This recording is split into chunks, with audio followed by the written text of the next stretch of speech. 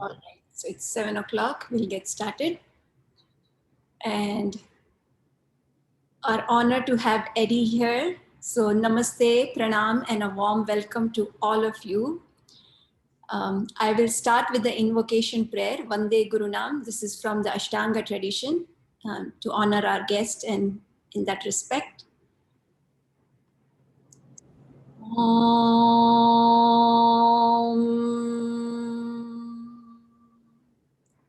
Vande Gurunam Charanaravinde Sandarshita Swatma Sukhavabodhe Nishreyase Jangalikayamane Samsara Halahala Mohashantye Abahu Purushakaram Shankhachakradharinam Sahasrashirsam Shvetam Pranamami Patanjalim.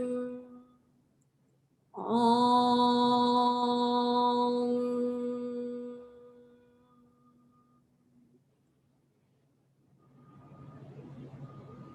And gratitude to Anna as well to maintain the Yoga Shala here and keep the traditional going in our city. Namaste, and again a warm welcome to all of you from the I Do Yoga team to our virtual platform. We have our audience on Zoom, Facebook, and Clubhouse. We welcome all to the 7th International Day of Yoga, 7 days of celebration at 7 p.m. every day. Now more than ever, we need the practice of yoga for our well-being, physical, mental, emotional, social, and spiritual well-being. And we are so blessed that this has come to our doorstep and to our houses now with the hard work that yogis have put in to maintain the lineage, and with the blessing of the technology that we can now access it from our home. So this whole week we'll be able to learn from our expert speakers to help us affirm on the practices of yoga and help build our conviction on the path as well. All of our sessions are free because of the generosity of our speakers who are willing to offer their time and expertise without any expectation or compensation in return.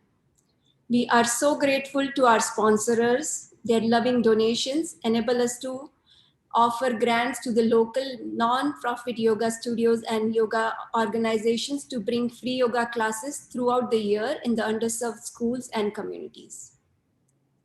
So I'm now going to formally introduce our speaker for today, Edwin Stern. We call him Eddie Stern. He's a yoga practitioner, a spiritual seeker, teacher, author, and a lecturer from the New York City. Every action of his reflects his yoga practice. He has been practicing yoga since 1987 and ran his school in Soho for over 25 years. In the late 1990s and early 2000s, the school became a focal point for Ashtanga Yoga in New York. Eddie has a passion for seeking out diversity in all the aspects of his work and uses a multidisciplinary combination of technology, scientific research, and collaboration to help further understanding, education, and access to yoga. He continues to study philosophy, Sanskrit, ritual, science, and religion, as well as maintain a passion for daily practice of yoga. I picked some of his own words from his website. This is really all I have been doing since the late 1980s, studying, learning, and practicing yoga and teaching. With the Indic traditions, there is no chance of ever becoming bored or of learning everything. So I really like those two sentences. And so I picked them in his own words.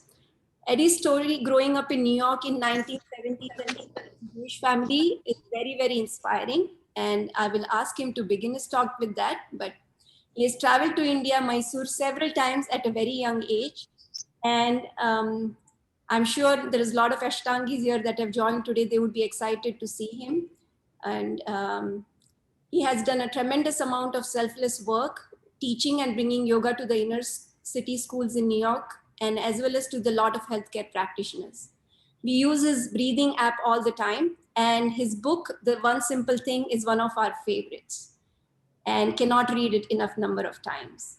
It reflects a practitioner writing a book on yoga.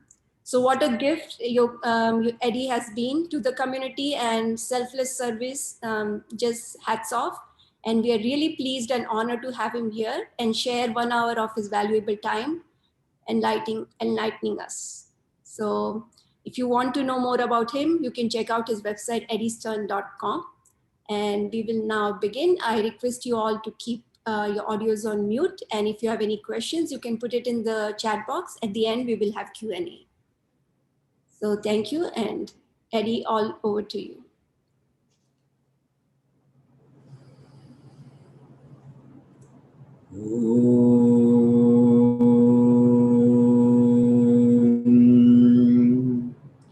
Shri Gurubhyo Namaha Harihi Om Gananantva Ganapatigam Havamahe Kavim Kavinam Upamashravasthamam Jeshtarajam Brahmanam Brahmanaspata Anashrum Vanhutibhisida Sadanam Mahaganapataye Namaha Prano Devi Saraswati Vaje Vajinivati Dhinam Vitrevatu Vagdevyai Namaha Akhanda Mandalakaram Vyaptam Yena Characharam Tatpadam Darshitam Yena Tasmai Shri Gurave Namaha.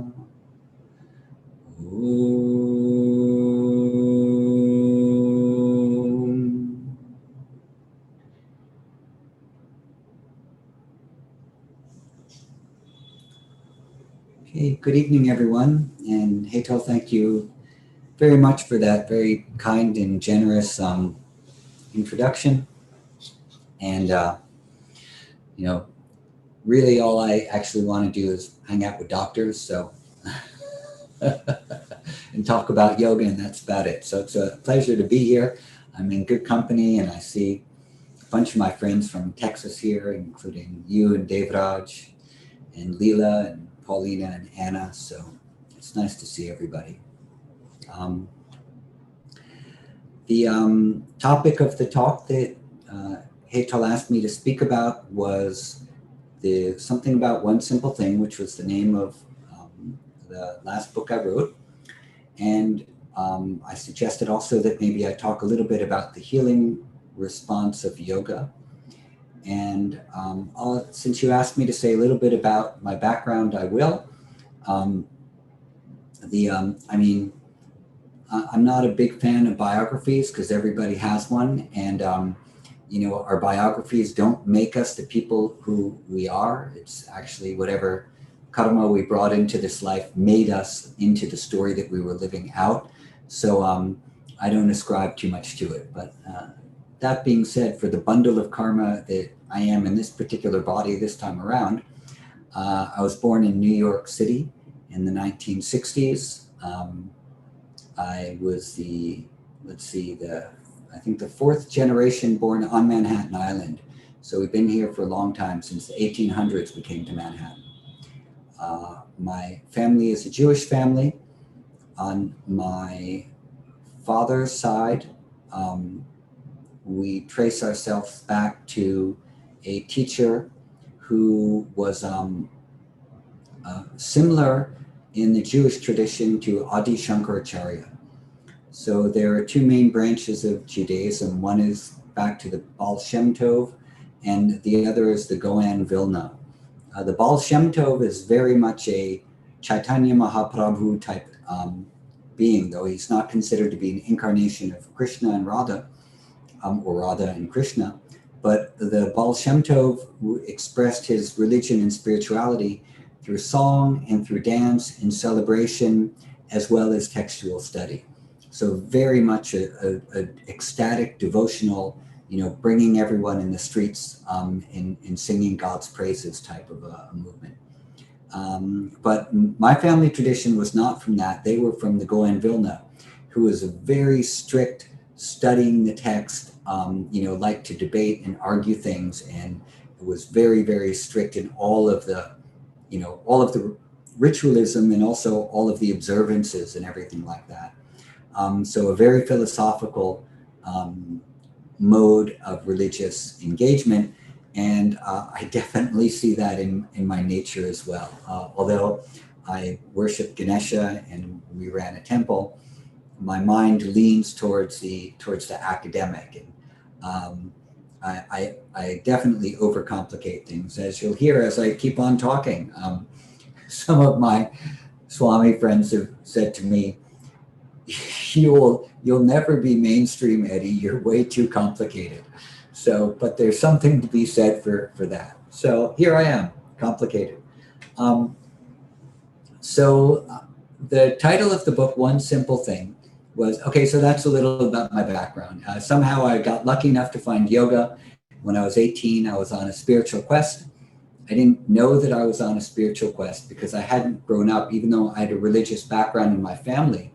My grandfather was he was actually a philosopher, and he went to Harvard. And back in the 1920s and 30s, and even into the 40s, Jews were not allowed to teach in the universities in America. And his dream was basically to teach at Harvard, to be a professor.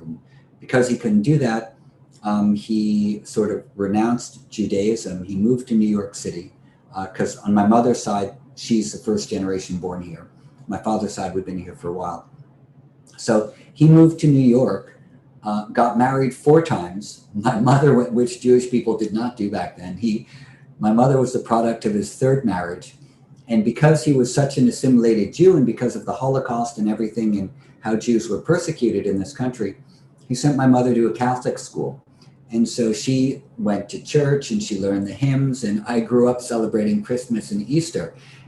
And it wasn't until she got remarried, her 2nd marriage, that she kind of rediscovered her Judaism. And then, the new siblings that we had all got bar and bat mitzvah, but we never went through any of that.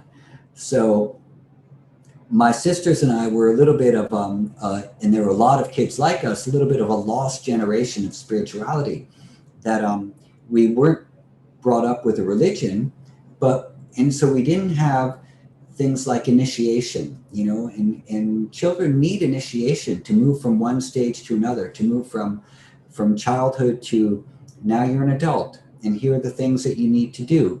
And here are perhaps some of the ethics and morals or behavioral type things for you to contemplate now that you're an adult, now that you've become a man, or now that you've become a woman.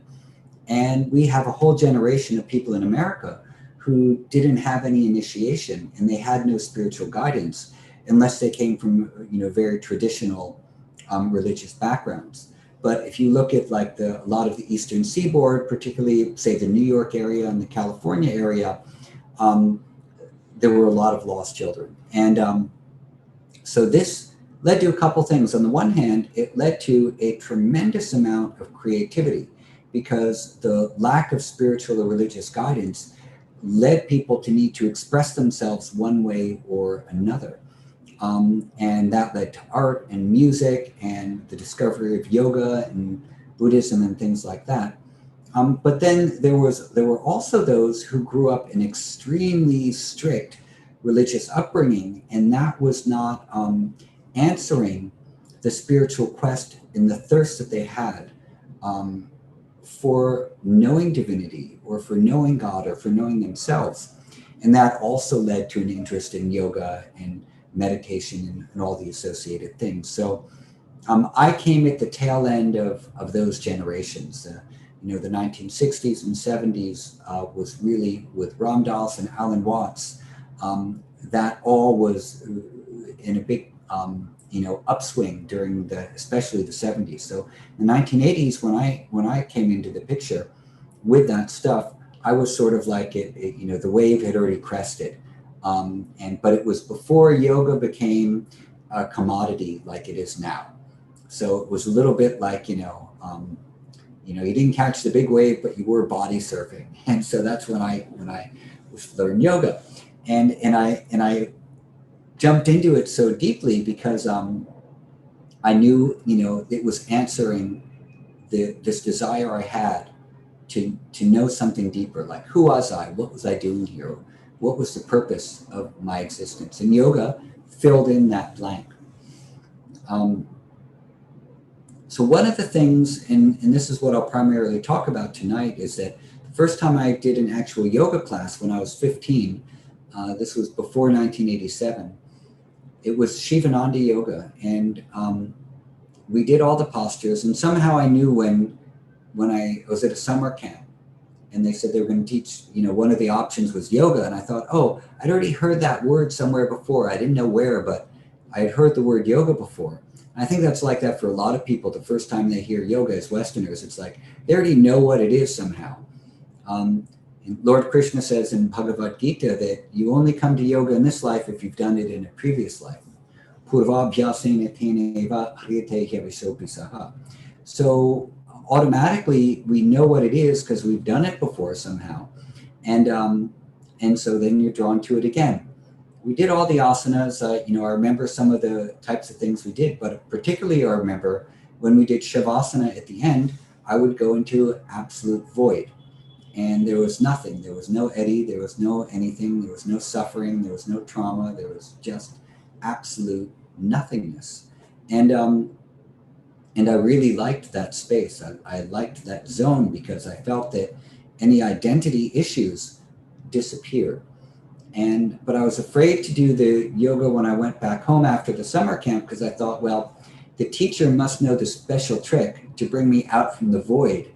So what if I do this on my own and I get lost in the void and my parents don't know how to bring me out from it? I'll be stuck there forever. And this was a real fear of mine. And so this was a recognition of fear of death, I'll never come back from the void. So I didn't do it until later on, a couple of years later. What I know now and what we all know about Shavasana, which is everyone's favorite part of a yoga class, of course, is that, throughout our lives and even in yoga, we spend a lot of time exerting effort. We're trying. Either we're trying to gain something, attain something, perfect something, get good at something, commit ourselves to something. Even committing ourselves to something is an expenditure of effort. But what's happening when we do Shavasana is the opposite of that. It's total receptivity. We become completely quiet. We stop exerting all effort in a very unique way, and we become receptive. And in that receptivity, we start listening. We start paying attention on a nonverbal level to what's happening within us. And in that receptivity, things are taught to us. We learn things about ourselves. We learn things about how our mind is functioning, about the direction that our life should take. So this development of a receptive state I started to see, and I'm sure many of you have seen as well, is indeed one of the key components of a yoga practice. That we're moving from exerting effort, superimposing our will on top of life, and becoming receptive to what might be. And we see a lot of clues to this in the text. For example, in the Patanjali Yoga Sutra, when tapas is first discussed in chapter 2, in the beginning, tapas swadhyaya ishvara pranidhanani kriya yogaha. It's chapter 2, sutra number 1. That there are 3 actions within yoga. One of them is tapas, which is to apply some type of an effort. Asanas, pranayama, behavioral types of things. Tapas has also been like yama and niyama. Even practicing ahimsa is a type of an effort or a tapas. Sri Krishnamacharya spoke of tapas as being ripening. So because tapas is from the root tap, to cook or to heat. So through doing spiritual practices, we're heating ourselves up and we're ripening our the fruit of our being to fall naturally from the tree, the tree of samsara or whatever it might be.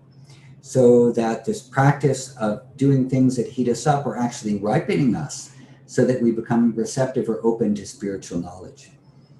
And tapas is interestingly described as being a a type of an effort which causes some friction without creating any pathological disturbance. So the mind stays very calm, even though we are applying a certain level of effort. And what that effort with a calm mind leads to is more of a relaxation, receptive, or healing type of a response. So I'll give an example. If we look at a Kriya practice like Kapalabhati, which we see in Hatha Yoga Pradipika and Gheranda Samhita and many of the other Hatha Yoga texts, this is a breathing practice where you begin to speed up the breath a little bit rapidly, not too much, and you apply some force. Creates a little heat in the abdomen. It's energizing for the area of the head and the neck. All sorts of interesting benefits about it. As we begin pumping the breath quicker and quicker, one of the responses that the nervous system goes into is the, you could call it the sympathetic response or the adrenergic response, where it's going to move the body in towards activity. And it continues to move the body into this sympathetic response as long as you're doing this pumping.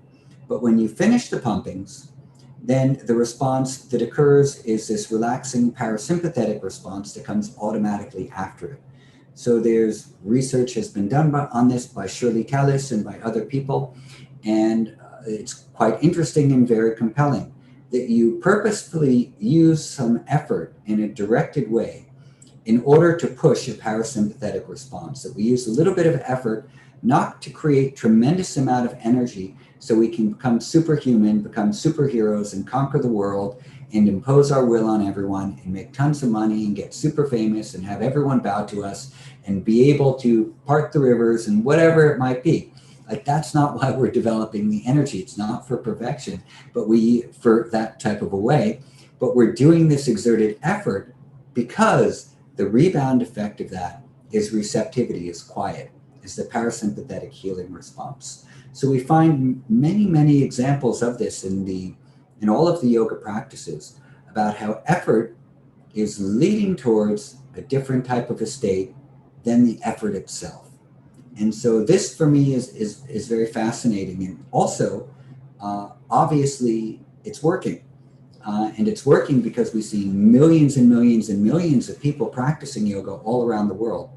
And when they practice yoga, they're applying effort. But when we rest, we're prepared for rest because of that effort. So the receptivity is deeper and the learning is deeper. So if we look at it from a nervous system perspective, and we're going to talk about the nervous system in a very sort of reductionist kind of a way right now. I'm not a doctor. I'm not a scientist, even though I do a lot of research and I publish some papers with doctors and scientists. I myself am not one, and I know there are a lot of doctors here. So anything I say which is wrong, please forgive me, correct me in the chat room, challenge me in the Q&A. Anything, it's okay. You know, there's another thing that is said in Yoga Sutra, which is that when exalted beings invite you into their presence, you should refuse and walk the other way. And, you know, I'm not that evolved. So when the exalted beings of the medical profession invite me into their presence, I'm too stupid to walk the other way and keep my mouth shut. I start blabbing. But obviously that's the best way to learn, by saying the wrong thing. And someone will correct you and then you'll learn something more. So I ask your forgiveness in advance of anything I'm going to say now.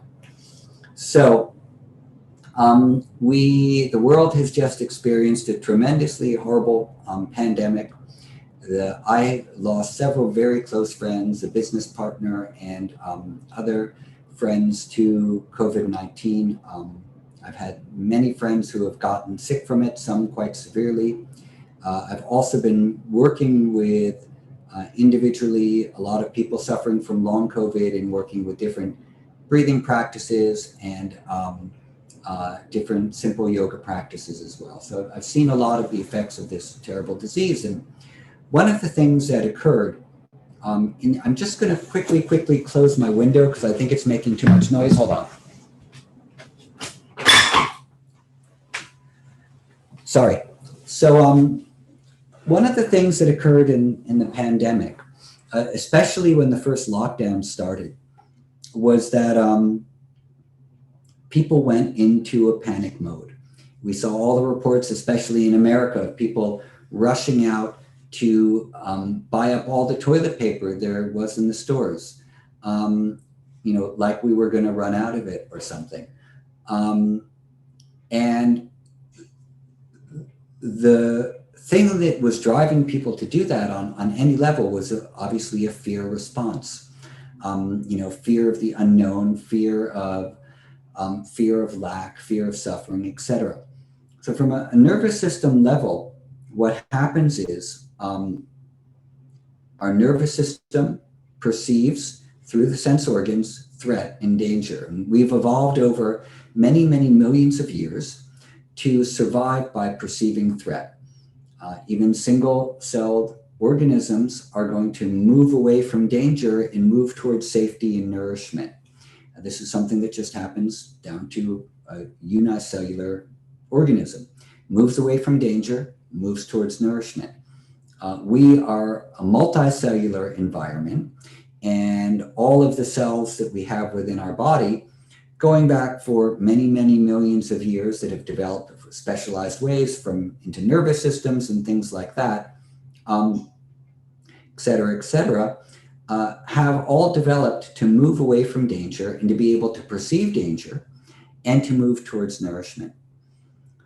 So it's one thing for the nervous system to perceive danger or threat and move away from it.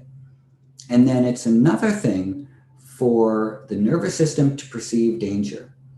And then our memory, our thought processes, our identities, and all the other associated things with what we call the mind, to then become anxious about that threat perception. And then from that anxiety, turn that into an emotion of fear. So it's natural for us to perceive threat, to perceive danger, and then we should be able to strategically figure out what to do about it. But instead, what happens is, for a variety of reasons, the nervous system senses a threat, and then the mind gets involved with that and becomes anxious, and then turns it into fear, and then turns that fear into irrational behavior. And that's what happens. This is what happens not only in pandemics, but it happens in all other times when there's compounded stress. So many of us have heard by now that there are two types of stress. There is acute stress and there's chronic stress. An acute stress is where we sprain an ankle, or we have a cut, or we jump out of the way of a bicycle that's screaming down the street. If we have a cut, the immune system is going to send the proper substances to that area to begin repair. If we have a sprained ankle, the same type of a thing will happen. There is an immune response which temporarily sends inflammatory substances to that area to start the healing. With chronic stress, we perceive threat or danger, something happens. We release these same substances, cortisol and adrenaline and other types of things. And then a little while later, we experience another stress. The body releases the same type of things because it's not discriminating or discerning between what kind of a danger it is. It's just reading danger in general. And so when we live in environments which we call stressful environments, we have a hard family life. We have a really terrible boss. We have a lot of pressure at work. We have, crazy environmental demands on us. We have to travel an hour and a half to get to work every day and an hour and a half back through traffic. Bills to pay, kids to send to school, illness, et cetera, all these things we perceive as threat, and we send out these inflammatory markers and they begin to collect in the system. So what happens over time is when stress is becoming chronic and compounding,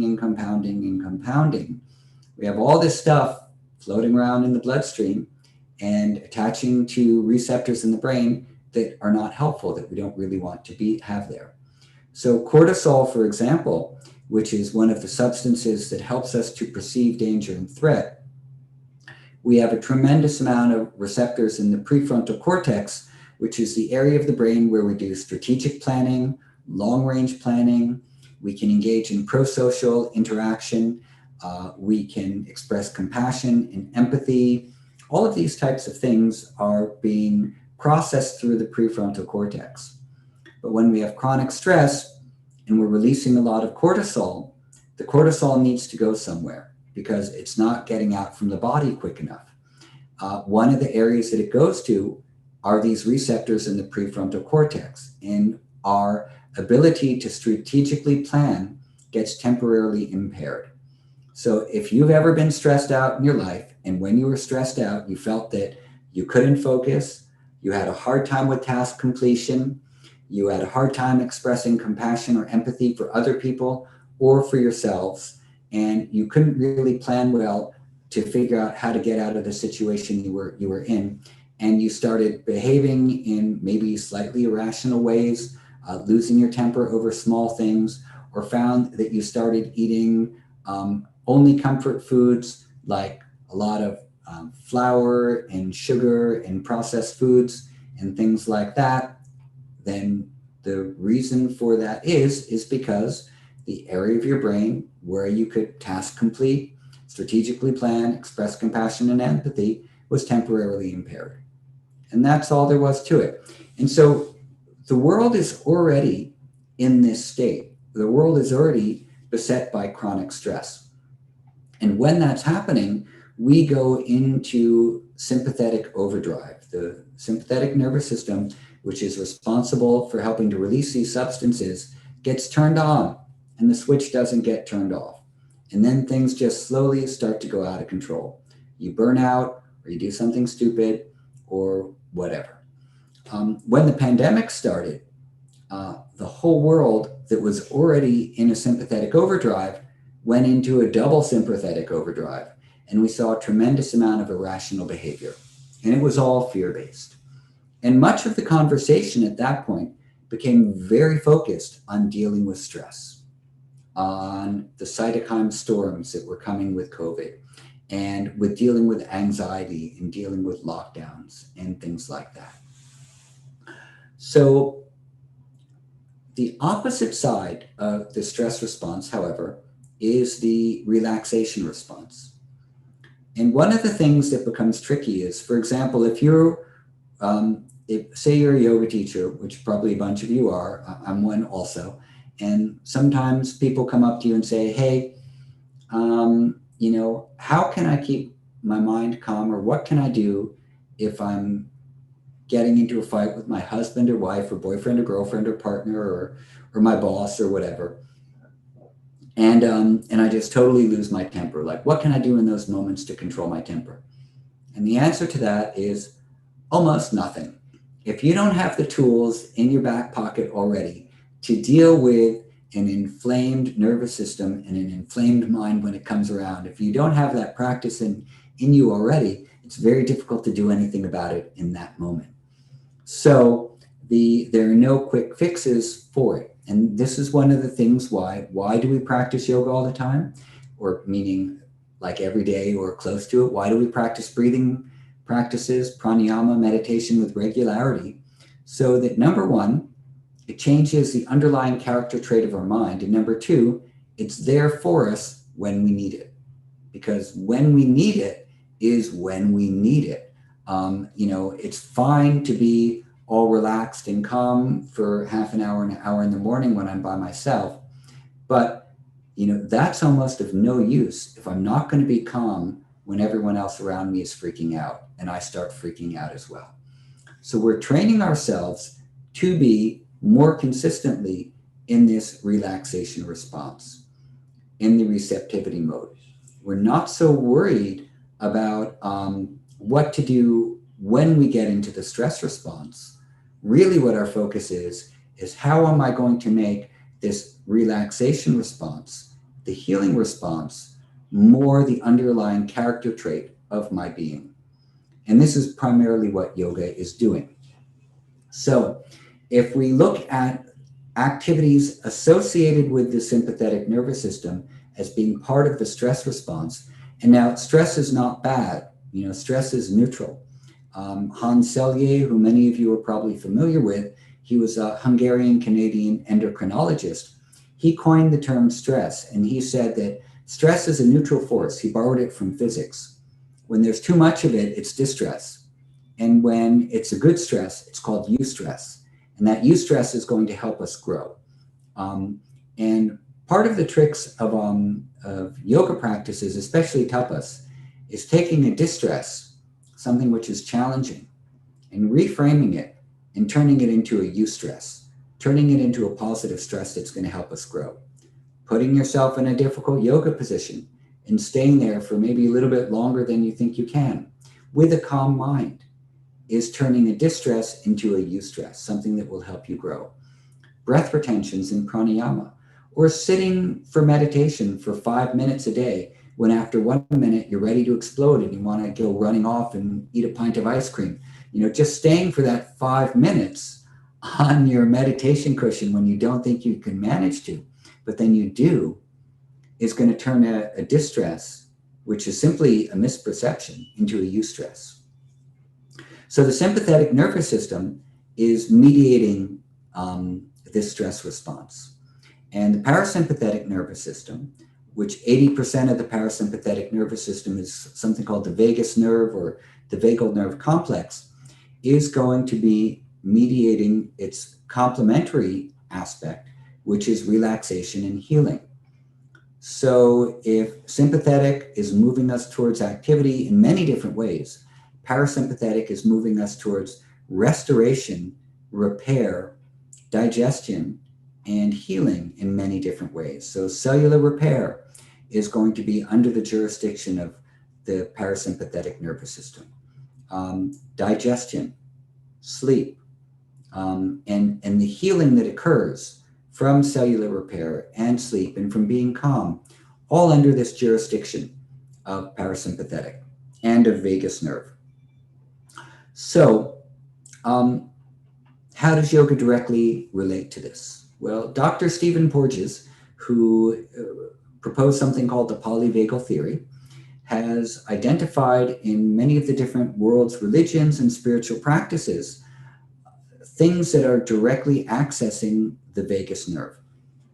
So if you think of the vagus nerve as like a highway between the area on the sides of the brainstem, coming down through the throat, into the trachea, the voice box, down into the heart, into the lungs, into the stomach, into the spleen, into the liver, the pancreas, and the intestines.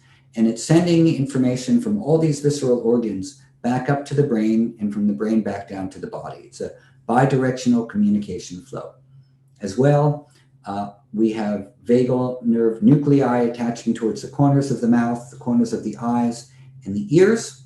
And so I am able to change my facial expressions and express vocal change in tone because of the tone of the vagus nerve.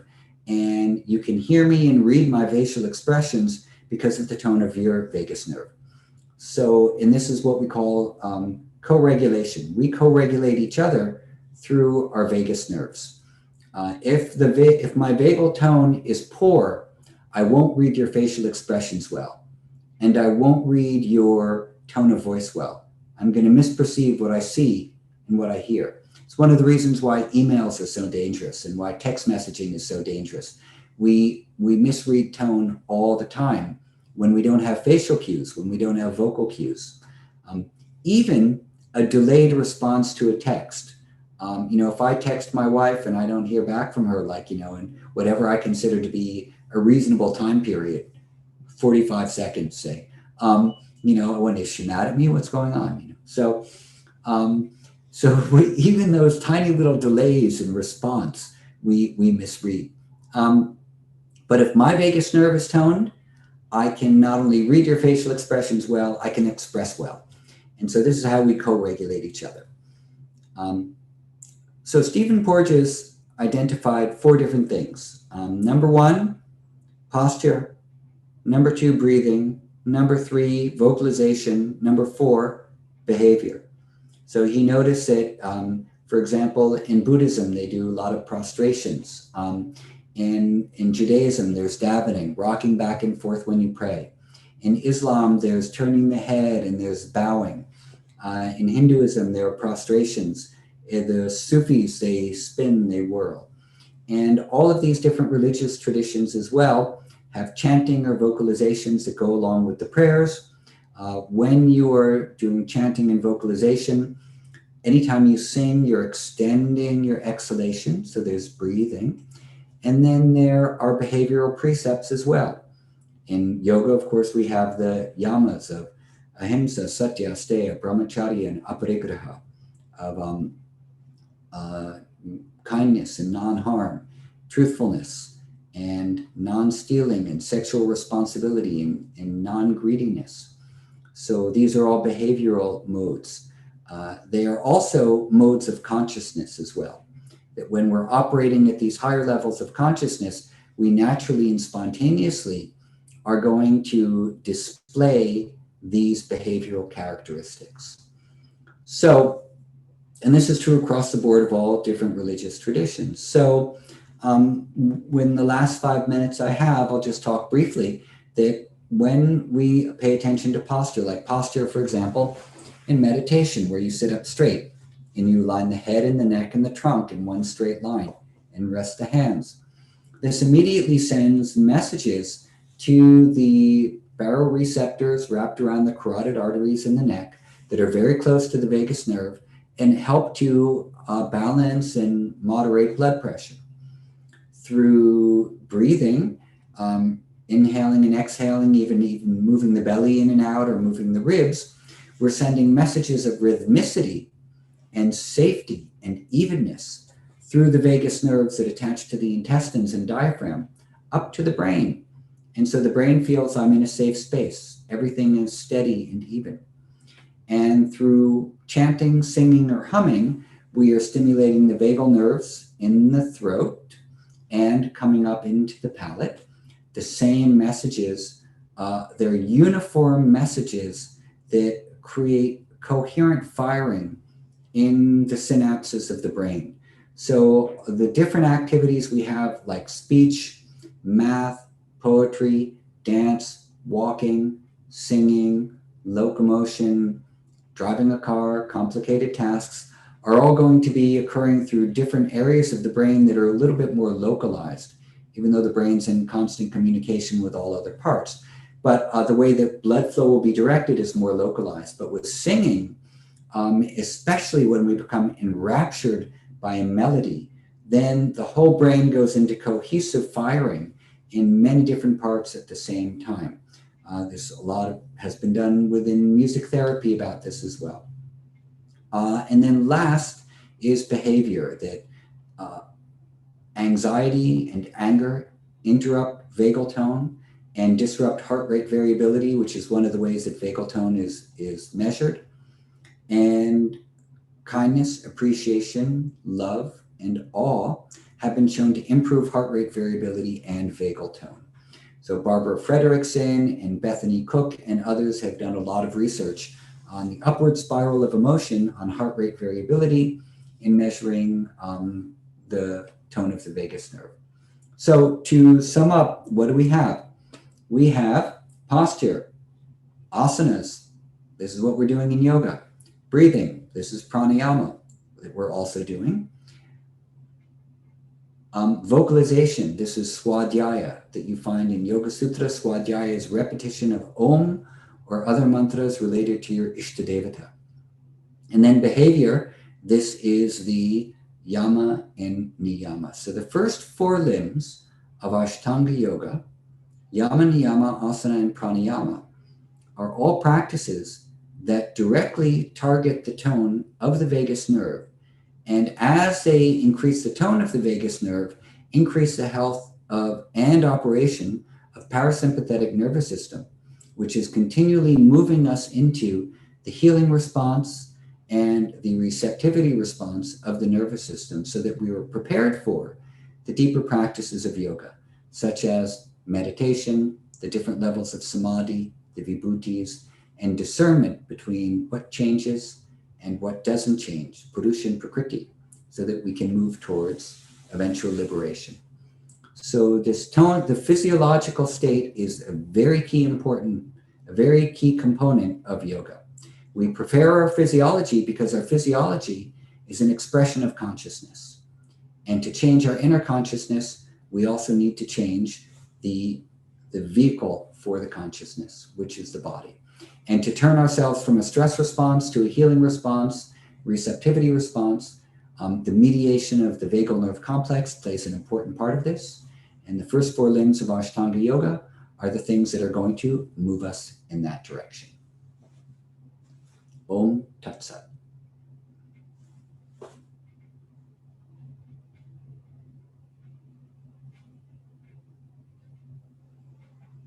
Thank you, Eddie. We'll take the questions. If anybody has any questions or anybody has read the book and want to discuss anything, you can put it in the chat box. I'll go through it. So there's already some messages.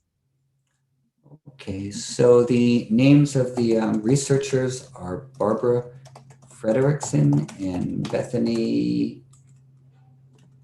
Cook. And Barbara has a couple of really good books as well that you can find at your favorite local bookseller.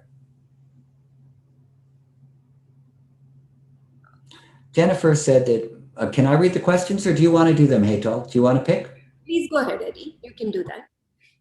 Most yoga classes, teachers do not include chanting. Where can we learn more about this? Is chanting Om a good place to start? I'm particularly interested because I've had radiation in my throat area. Okay, Jennifer, I'm sorry to hear about your radiation. I hope you're doing okay. I'm writing down the name of my chanting teacher. Her name is Shantala Ramaya. She is living in Belgium, but she is from Bangalore. And she does online teaching. She's a wonderful teacher and one of the best chanting teachers that I know. She has a lot of courses and she does simple chants as well as complicated ones too. Okay.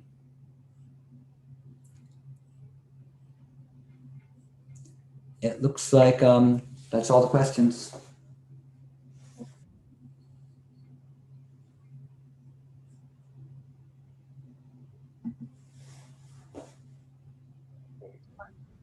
Any comments from you, Hetal? Anything to add?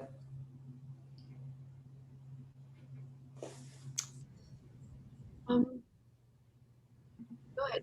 I love to listen to this over and over because it always reinforces our practice and the reason behind it.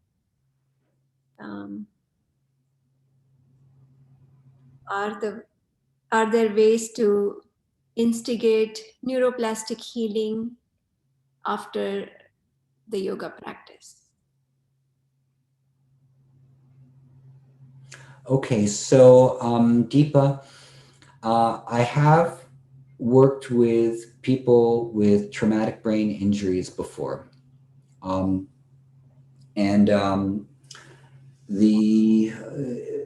The people who I've worked with have been locomotive for the most part. And one of the things which has been helpful for them is the sequencing, because I was teaching them Ashtanga Yoga, but very modified versions of it, but always doing the same sequencing again and again. And what they found was that in the beginning, they could not remember any of the sequencing whatsoever. Like inhale the arms up over your head, exhale, bend forward. Even that would be too much. But after a few months, each of the people I worked with who had TBI started remembering the sequence, internalizing the sequences, and they felt that that had a carryover effect for them to other aspects of their lives. So that by doing a repetitive, and again, I don't know a lot about the neuroscience of this. I just know very, very topically about neuroplasticity and neurogenesis. But they seem to feel that the repetition of the practice, and it was a combination of something physical, something nervous system, breathing, and also just, being aware as they were mentally rehearsing the sequences, that it started to change their ability to not only remember sequences, but also to have this carryover effect into other areas of their lives where they felt more confident and back in the driver's seat. So I'm hopeful about that. I think that that definitely yoga can help. And I definitely think that repetition of sequences, and this is something important, of course, with neuroplasticity, not only the repetition, but something mildly challenging is where the wiring begins to occur within the nerves or the synapses. So something like procedural memory, but I don't know exactly if that was what it would be. And then Chara said there's been a lot of work with vagal nerve stimulation with various medical conditions. Yes, there has been. Kevin Tracy is the scientist and the doctor who started the vagal nerve implants, putting magnets into the area of the vagus nerves in the throat with a pacemaker, something like a pacemaker, and then magnets were waved externally over those to give little shocks, and that had some positive effect for rheumatoid arthritis and for epilepsy. There were other types of problems that began occurring with some of those implants, from what I understand. And so the newer work that Kevin Tracy is doing is with something called vibrotactile stimulation, where he's developed a new device which is placed to the inner part of the ear, right in here, and because there are vagal nerves attaching to the ear. And it's giving a little electric pulse, of electromagnetic pulse. And what's that? It's basically stimulating the vagus nerve in the same way. So what we've been looking at, me and Dr. William Bushell, the vagal nerve stimulation that we've been experimenting with and that we'd like to research is basically Shanmukhi Mudra along with Brahmari Pranayama. Because with the Shanmukhi Mudra, you're pressing that same area of the ear where the vagal nerve stimulation is doing. Plus, you have vagal nerves at the eyes, so you're pressing on the eyes, and at the corners of the mouth. So when you look at Shanmukhi Mudra, these are all the areas of the face that are innervated by vagal nerves, as well as by trigeminal nerve as well. And then when you combine that pressure in the ears with, and we have someone who's a vestibular expert here, so I have to be careful of what I say, but when you combine that with the humming, which is coming in and coming through the nasal cavities and humming and going through the skull, so you have this occurring.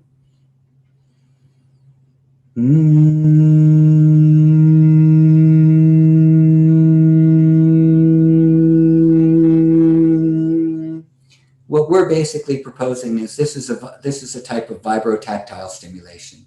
So we're curious to see if we can study that at some point. What kind of effect would it have? We already know from the humming, from Brahmari, that it has a tremendous effect on creation of nitric oxide. Also, it's been shown to have an effect on the vagal nerve complex by lowering and balancing blood pressure, improving heart rate variability. This is work that has come from not only Shirley Tellis, but from other people who are doing research in India on Brahmari Pranayama. A lot of interesting things with nitric oxide as well. So this is the vibrotactile stimulation we're looking at from a yoga perspective, and we're hoping to get funded for some of that later in the fall. We'll need a vestibular expert on our team. Okay. So, Chara, I didn't realize that you were the one who had asked the question there in the chat room. Had I realized, I probably would have said, I don't know. Did I do okay? You can pipe in and correct anything you want to, Chara.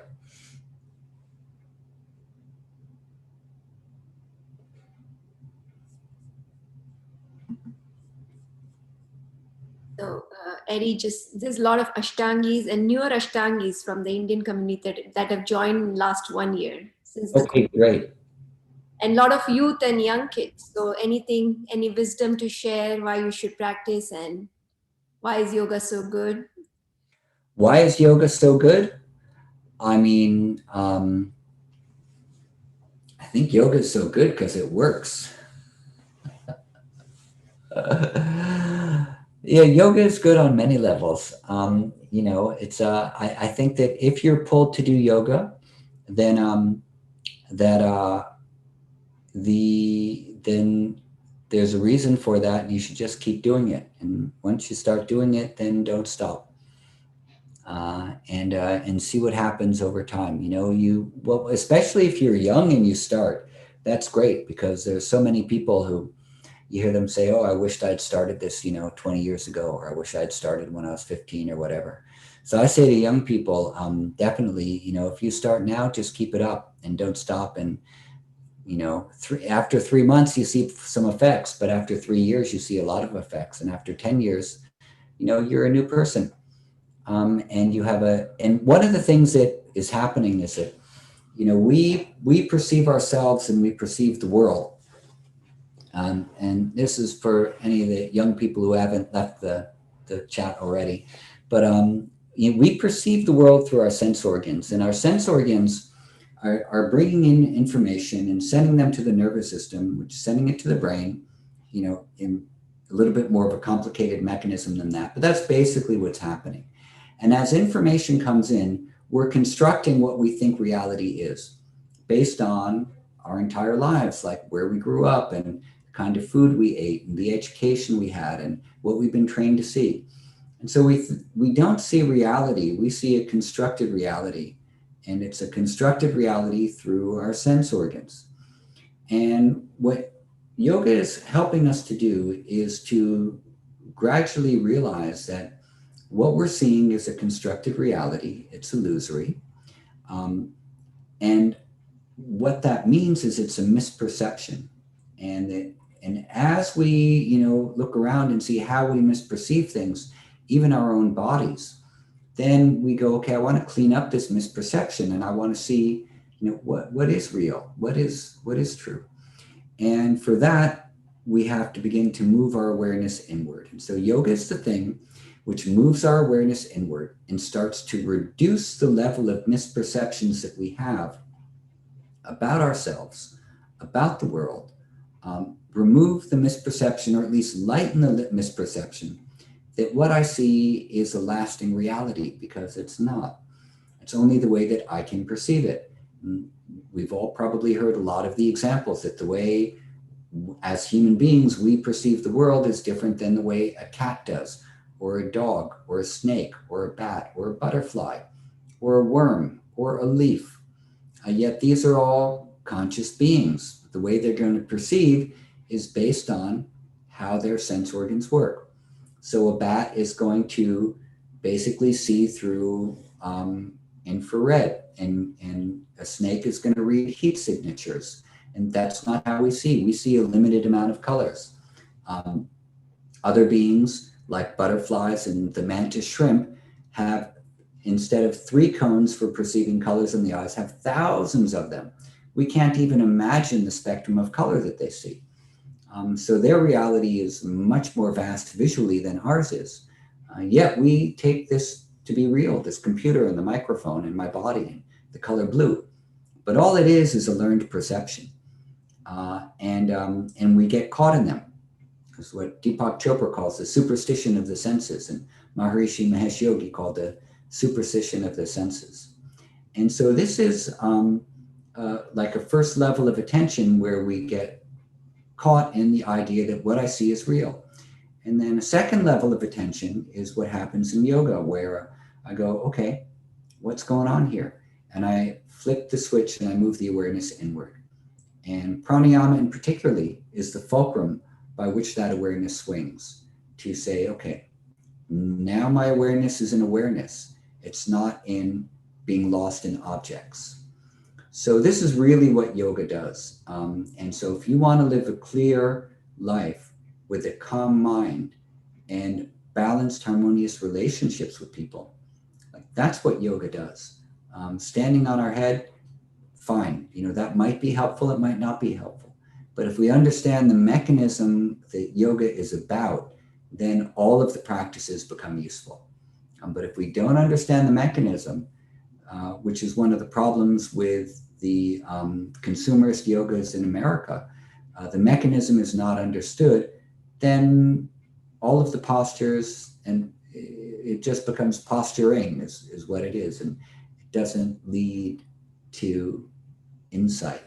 Some people say, well, maybe if you just come and do, I just saw a big lightning strike outside. I'm going to take that as a sign of God that what I just said was right. So some people say, oh, well, if you just do this level of yoga, then they're going to start wanting something deeper.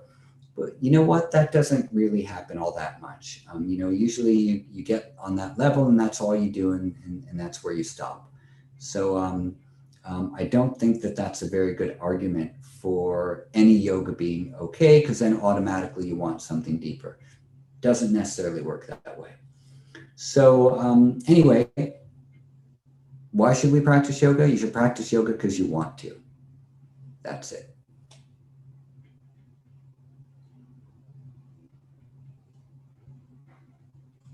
Awesome, Eddie. Thank you. Anyone else has anything to say or any comments? I thought there was one last question about, we talked about how yoga is so good on your brain. How does it affect brain related issues like memory, etc.? Can he touch on it? How can it affect memory and strengthen memory? Well,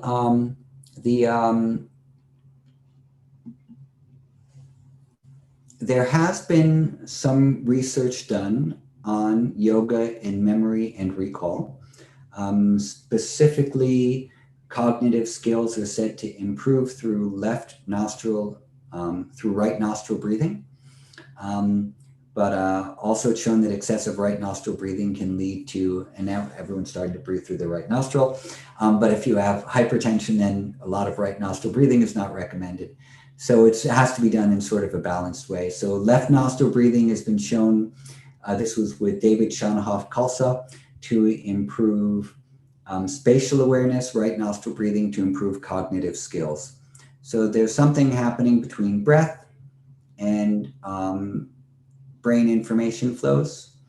Of course, because respiration is controlled through the brain and the Pribotzinger complex and through the other complexes as well, and the different respiratory centers. So when we consciously begin to work with the breath, we're working directly with deep brain structures. So it's going to have some effect. Memory in general is a very important part of yoga sadhana. So we see in a bunch of different places, for example, Katha Upanishad says, Ahara Shuddhau Sattva Shuddhihi, Sattva Shuddhau Dhruvam Smritihi. So if we eat pure food, then the mind becomes pure. And when the mind becomes pure, then our memory becomes strong. And when our memory becomes strong, then we can remember that we are really, truly pure consciousness. We are the self, and we're not other than self. And so that's the realization there is a function of memory. And in Yoga Sutra, Patanjali says,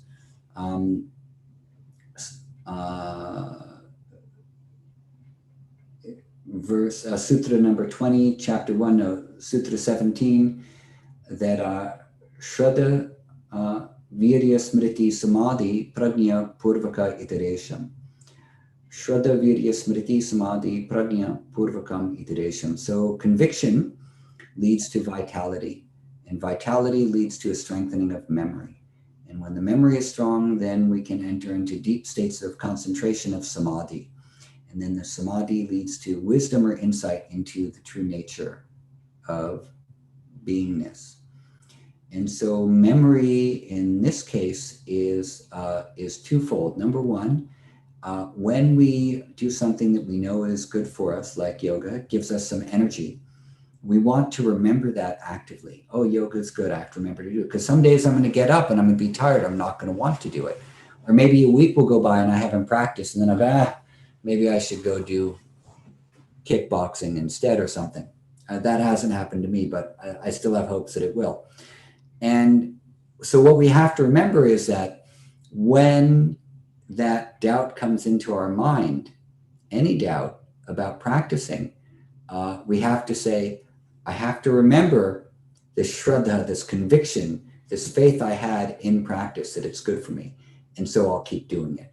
So the memory is important for when things get hard. Memory is important for when we don't feel like doing it, because part of sadhana is do it anyway. You know, you don't just do it when you feel like it. You do it especially when you don't feel like it. So the memory here is to remember what my conviction was, and then also, as I remember it, that becomes a natural habit, like I'll always practice no matter what. The memory now is my cellular memory of practice, so that it becomes natural for me to do these things because it's part of my cellular memory. It's part of my behavioral, automatic behavior. I get up, I begin, because that's my new rhythm. That's my new body clock. So now I've become the memory of practice. And as I become that memory of practice through my entire being, then that is naturally expressed as a deep state of absorption, because it's the habit has led me easily into a state of concentration. And in that state, wisdom arises.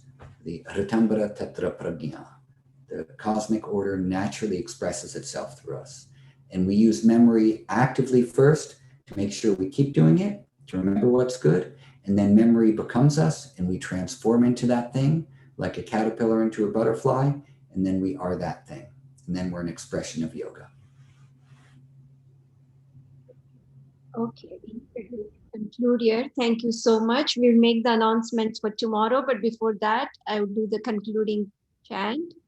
We'll do the Purnamada Purnamidam chanting. So please close your eyes. Om Purnamada Purnamidam Purnat Purnamudachyate Purnasya Purnamadaya Purnamevavashishyate. Om Shanti Shanti Shanti.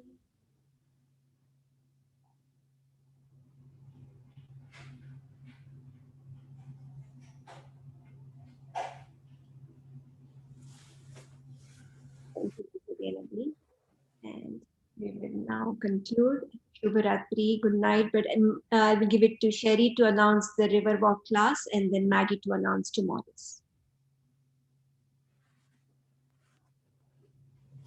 Thank you. Yes, we'd like to invite all of you to our signature yoga class, and we're thrilled this year to have it both in person and virtually on this Saturday, the 19th. We have 3 local yoga instructors that will be conducting the class: Melissa Aguirre, Carlos Gomez, and Jody Whitting.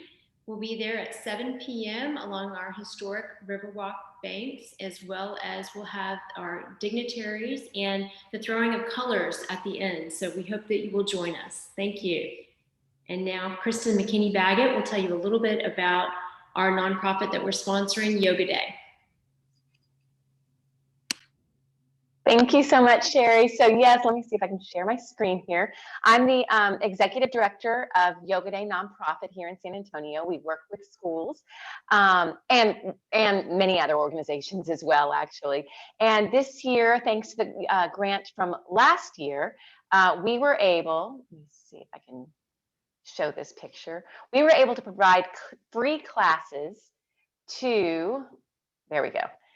That's Walsham Elementary. This is one of my favorite pictures. We were able to offer discounted classes to charter schools here in San Antonio, free classes all year long for SAISD schools, as well as their teachers. Through Leadership San Antonio, we were able to offer free classes for teachers. We were able to offer free family events for the San Antonio Mayor's Fitness Council, and we provided free virtual classes for some great nonprofits here in town, Girls Inc. and Girls Zone, which both work with young women here in town, and we will be gearing up for their summer classes as well. We're already being approached by many different schools for this next school year, because I think people are starting to recognize, just as Eddie was talking about, the real importance of mental and physical well-being right now. So there's a picture. This is my favorite picture. this is my favorite picture because that little boy with his hands up in the air when we were taking a goofy picture yelled out, "I love yoga." And so that is why. So thank you guys for International Day of Yoga, as well as the Seva Institute. We appreciate every year your generosity to help support these classes. Don't touch the thingies. I don't think that's me. I don't have babies anymore. Great. Thank you so much, Kristen. And thank you so much, Eddie, for that amazing, wonderful, lovely communication with us. I felt so relaxed and like we were in the living room with you. So my name is Maggie. I'm one of the volunteers, and I want to thank everyone for joining us tonight with Eddie Stern, discussing some concepts from his book, One Simple Thing. I want to invite you to check it out. There's a link to Amazon, or check your local booksellers. And at this point, we'd like to take a moment to thank our 2021 sponsors, including our Diamond Plus sponsor, which is TIPS, Texas Indo-American Physician Society. Thank you so much for your annual support of our events. And our gold sponsors for this year are Kalalaya, Indian Performing Arts, as well as Dr. Devraj Nayak, and as always, HEB, who provides in-kind donations, as well as our free yoga mats that we will be offering to the first 100 who sign up online and show up and check in at the registration desk this Saturday, June 19th. We also want to help, and we can never do these events without the hundreds of volunteers that help throughout the year and during these events, including Yoga Day US, HSS San Antonio, Ecom Life, Sherry Miller Gagne, the Shops at River Center, the beautiful center for our class, Mayor's Fitness Council. And then please welcome back and join us tomorrow and the rest of the week. Tomorrow, Tuesday, June 15th, join us again at 7 p.m. Central Daylight Time, right here on Zoom. There is still time to pre-register, and we will be welcoming Gary Kraftstow, the founder and director of the American Vini Yoga Institute. During his session, we will learn about yoga for managing the stress response. So we welcome you to join us, and please share the invitation with your family and friends from our global community from around the world. And please visit our website for a full listing of all of the upcoming yoga lifestyle speakers for this week at idoyogasa.org.